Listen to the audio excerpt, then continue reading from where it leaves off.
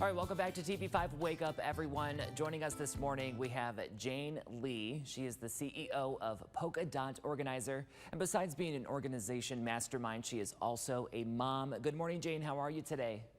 I'm doing great. How are you doing, Blake? Oh, doing so good. It's so glad to have you here this morning. It's an honor. Thank you. Yes, of course. We are talking about something on every parent's mind, how to stay organized this school year. So what's the number one thing that parents need to do as the school year gets going, Jane? So I want to keep it really simple. So I love to use the expression KISS, K-I-S-S. Keep it simple, students and parents. Yay. I think because COVID and it's been virtual learning, going back live can be kind of scary. So I like to say, let's just keep it as simple as we can. Again, it depends on your grade. So grade 1 through 3, you're going to manage their space at home. I want everybody, regardless of first grade to senior in high school, to have their own dedicated space, what I like to call a homework station. So when they come home, they know exactly where they're going to go to do their work. I don't want it to be a dining room table. I don't want it to be the kitchen table. I don't want there to be a TV. I want it to be a settled place where they know they can do their homework. I think it's important to keep kids' anxiety low, and being organized is really a good way to do it. I want you to have folders that are color-coded. Social studies can be red. Math can be blue. For me, math was black, but you know, math can be whatever. Yeah. I want you to be able to differentiate. And then for the backpack, I don't know how it was for you, but for me, I would come home and dump the backpack, and there would be like pens and pencils and everything everywhere.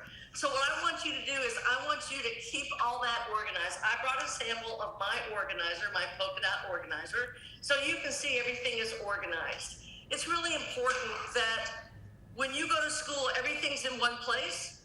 When you come home, everything's in one place. So it's not scattered. You don't have like, you know, papers that are all chewed up and you throw on the table and it's like, oh gosh, that's my homework for tonight. Yeah. Also, one thing I think is really important, a friend of mine told me about a program called stacking. What that looks like is, again, it can go from anywhere from kindergarten to senior in high school. The night before, while the child's brushing their teeth, getting ready for bed or whatever, ask them, is there anything that you need to do to make sure that when you get up in the morning, you're not running around? Is your homework in place? Is your lunch ready if you're older? Yeah. What do you need to do to make sure that you're ready? For little kids, are your clothes laid out? Are you ready to go?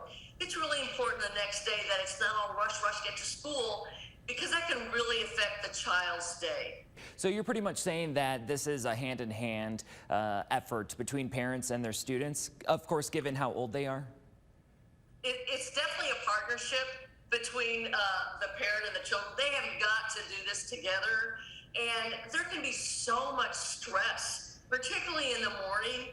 It's so important that the night before everything is set up and ready to go. So that child feels confident in the morning, I got this. Yeah. I got this. And to be able to have communication between the parent and the child, or the caretaker and the child, is extremely important.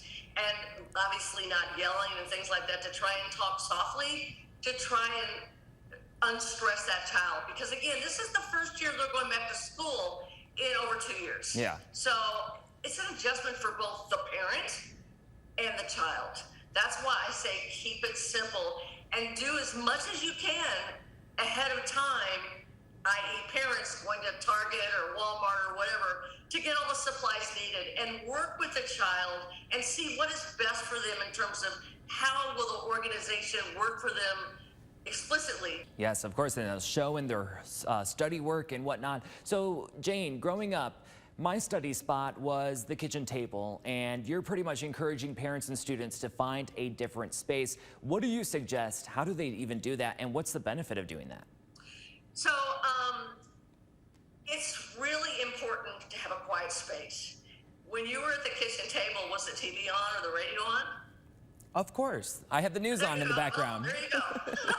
So, you know, it can be a small table. I mean, it can be, I've seen people open a closet door and the child's little desk is in there with a lamp or whatever.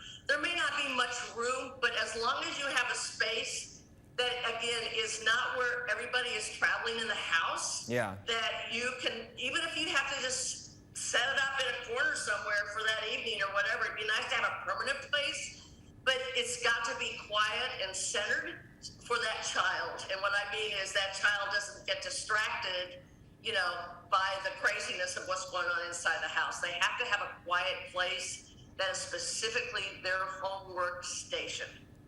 Very good. And that will yield the results that we need, which is getting their homework done. Absolutely.